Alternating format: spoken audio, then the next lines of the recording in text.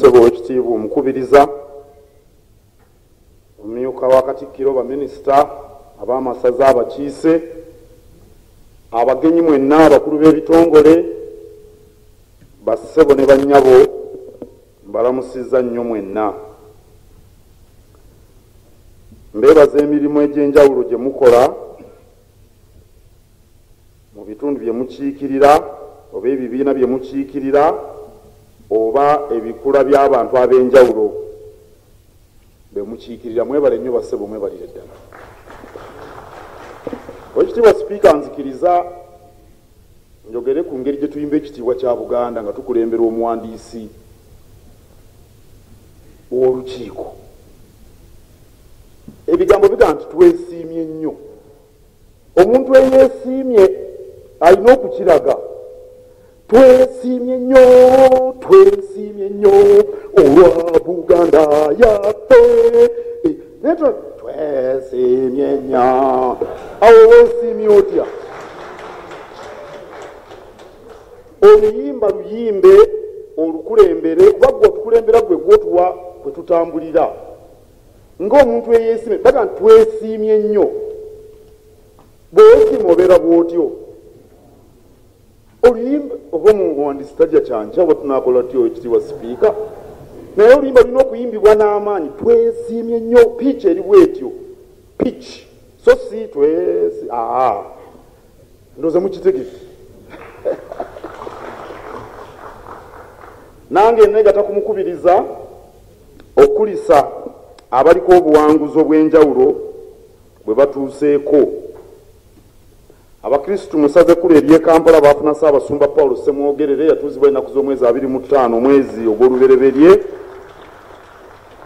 Ate n'Abakristu ab'e Namuŋŋoona nabo ne baafuna Ssaabasumba Yeranimus Muzeeyi, eyatuuzibwa nga 2 Ogwokubiri 22.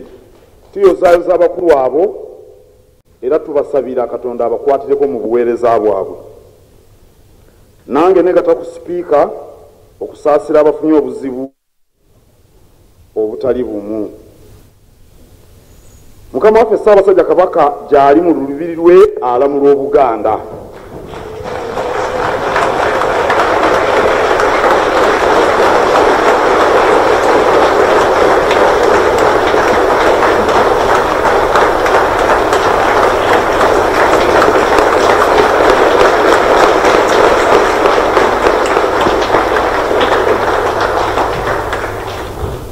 Ssaabasajja Kabaka agenda kuweza emyaka 67 ennaku z'omwezi 13 omwezi ogwokuna omwaka guno.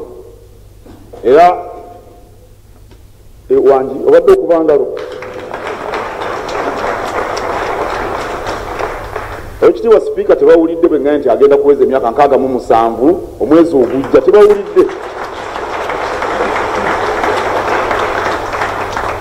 Twataddewo olukiiko oluteesiteesi lukulira Oweekitiibwa David Frederick Kisitu Mpanga azaalibwa e Masooli mu Kyaddondo.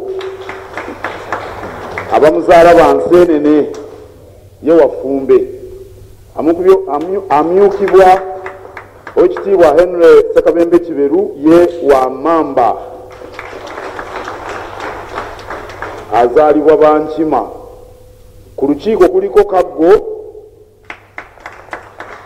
Oweekitiibwa Agnes Nakibirige Sempa Wangeye, azaalibwa ba Ndiga, yafumbirwa Banvuma. Kuliko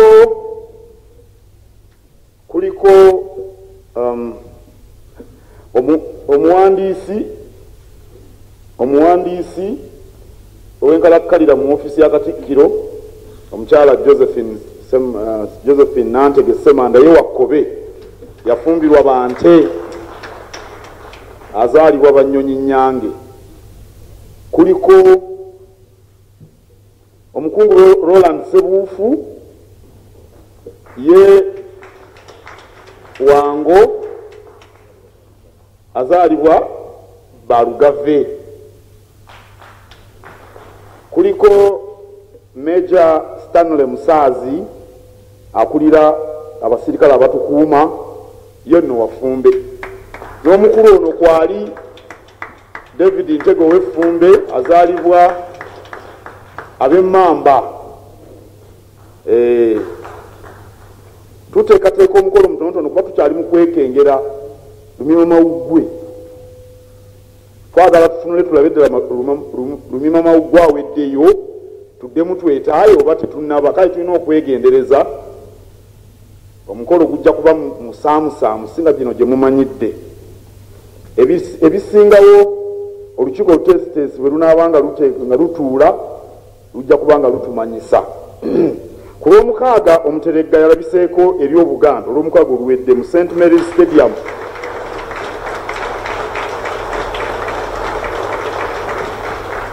Ekitende ku lusambo lw'akamalirizo wakati wa Buweekula ne Buddu. Nkulisa Buddu okuwangula goolo 2 ku bwereere.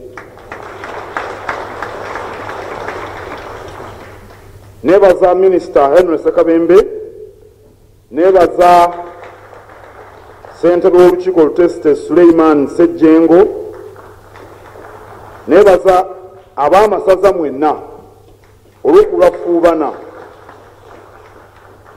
kw'omupiira guno, nebaza abavujjirizi nsoosowaza Airtel, Centenary Bank, CBS agikulira atudde wano.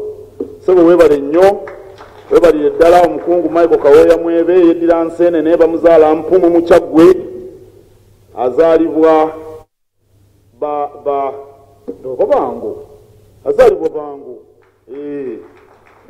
ne BBS Telefina omukungu agikulira Patrick Sembajjo wuyo Munnabuddu kulika Wang'onge.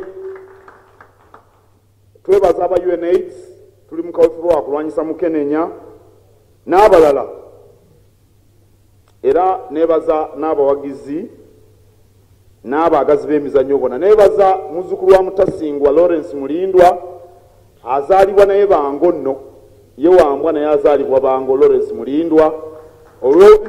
Ekisaawe ndoza mukiraba, singa Dr. Lawrence Mulindwa teyazimba kisaawe singa oba tusambirawo omupiira, ndoza singa tugusambira Kenya. Bare n'agamba ntya. Tumwebaza nnyo.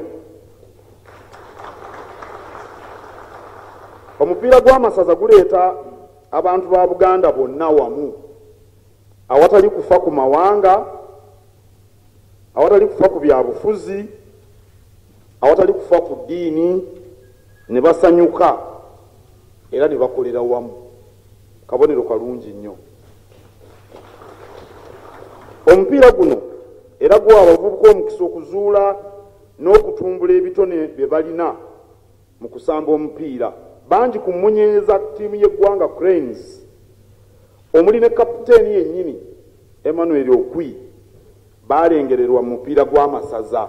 Bangi nnyo nnyo bawalusimbi bangi nnyo ba Faruk Miya baani bonna babalengerera mu mupiira gw'amasaza. Bwe ntyo nkoowola abavubuka mu Buganda bettanire nnyo omupiira gw'amasaza.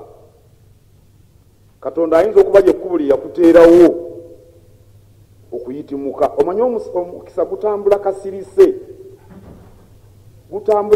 ebbanga lyonna, omugezigezi yagwekwata. Wano wensabira abaami ab'amasaza batandikewo omupiira ogw'okuvuganya mu magombolola gali mu masaza gammwe. Oweekitiibwa Sipiika tebakiwulidde kankiddemu, ab'amasaza bonna wano weebali, wembasabira batandike omupiira ogw'okuvuganya mu magombolola gali mu masaza gammwe. Era mbasabanga abagasambiramu batuuze bo mu magombolola ago, abatuuze bo mu magombolola ago mujja kuvumbula ebitone bingi nnyo ebijja n'obbawanguza ekikopo kino Semakopo. Nkulisa Pookino ne Luweekula ndowooza oba tannatuuka Luweekula simanyi naye talabikako. Pookino bannaye tumukulisa. Luweekula teyasobodde. Mbakulisa okutuusa ttiimu zammwe mu maaso g'empologoma, si kyakuzannya. Nebaza abasambi ba ttiimu zombi okwolesa omutindo ate n'empisa waliwo omusambi wa Buddu eyateebye eggolo ey'okubiri abadde yakafiirwa omwana owuwe gwazaala n'asiba omutima naga nka nsambe omupiira mu maaso ga kabaka n'ateeba n'eggolo ey'obuwanguzi.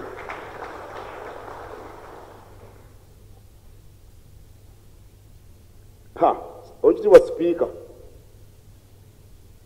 simanyidde ddala gye twandize buweekula naye okusinga simanyi gye twandize singo singa Buddu teyawangudde simanyi gye ewandibaddewo ekizibu mu ggwanga. Era manyi bannasingo babiri abawagidde Buddu mu bakiyita mwalaali, omu ku bo abalala bawagidde tumaze kuwangula.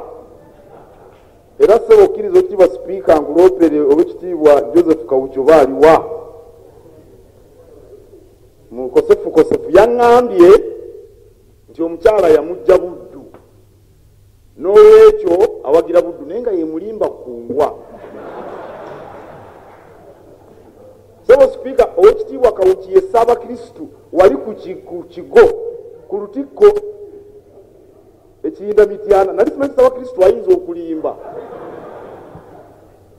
naye bwe yali batuwangulira kati oli muko ate omukyala gwalina wa mutima oli muko omukyala w'e Buddu kale mbadde mpagira gwe obulimba obuwedde kale oyinza okuteebereza bwe nandibadde singa Buddu tiyawangudde. Omuwanika w'enkuluze yaze n'ankuba akaama ng'agezaako okundaga mbwampagira naye nga mulaba alimbira ddala. Kale Katonda yeebala okutuwa ku ssanyu lino.